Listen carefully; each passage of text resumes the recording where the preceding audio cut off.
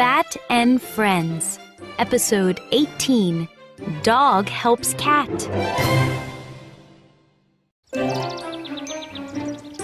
Dog went into the barn.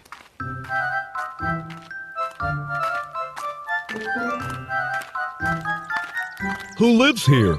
He asked. I live here, Said Cow. Bat and pig and cat do too. Where is Cat? Asked Dog. I don't know, Said Cow. Cat was way up high. She held on tight. Help! She cried. Cat! Called Pig. Where are you? Said Cow.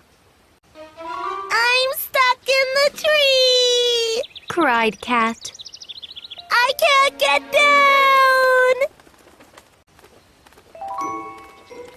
I can help. Said Dog. He ran to the house.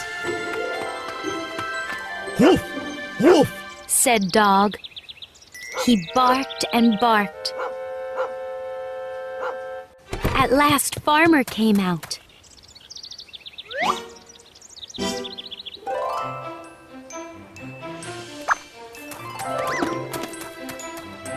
Dog ran back to the tree.